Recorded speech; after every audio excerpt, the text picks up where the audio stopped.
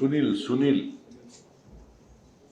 ಅವರು ಏನಿಲ್ಲ ಏನಿಲ್ಲ ಏನಿಲ್ಲ ಏನಿಲ್ಲ 3,71,383 ಕೋಟಿ ಏನಿಲ್ಲ ಏನಿಲ್ಲ ಅಂದ್ರೆ ಅವ್ರ ತಲೆಯಲ್ಲಿ ಏನಿಲ್ಲ ಅಂತ ಆಯ್ತು. ಅವ್ರ ತಲೆಯಲ್ಲಿ ಏನೂ ಇಲ್ಲ.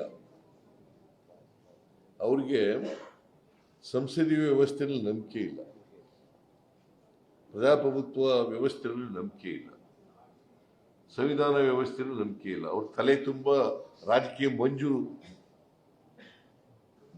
ಮಂಜು ಆಗ್ಬಿಟ್ಟದೆ, ರಾಜಕೀಯ ಮಂಜು ಆಗ್ಬಿಟ್ಟದೆ. ಅವ್ರಿಗೆ ಈ ಹೆಂಗ್ ಹೇಗಿದೆ ಅಂತಂದ್ರೆ, ಈ ಕಾಮಾಲೆ ರೋಗದವ್ರಿಗೆ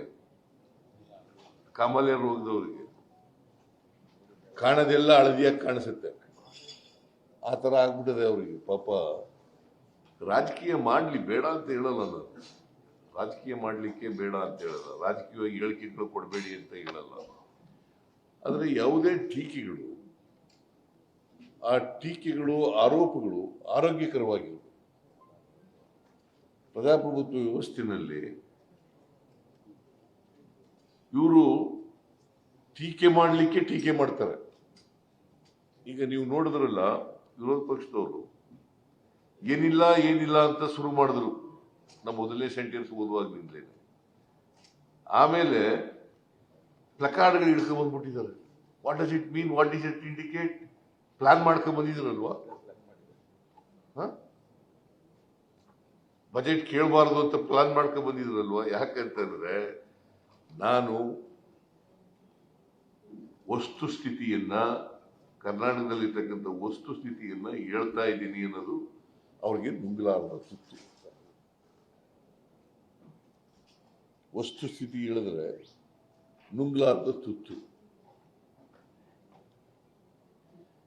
ನಮ್ಮಲ್ಲಿ ಒಂದು ಹಳ್ಳಿನಲ್ಲಿ ಒಂದು ಗಾದೆ ಹೇಳ್ತಾರೆ, ಇದ್ದಂಗೆ ಹೇಳಿದ್ರೆ ಎದ್ದು ಬಂದು ಎದೆಗೊಂದ್ರು ಅಂತ.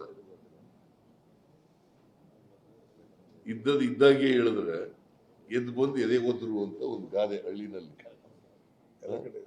ಥ್ರೋಟ್ ಕರ್ನಾಟಕ ಇದೆಯಾ?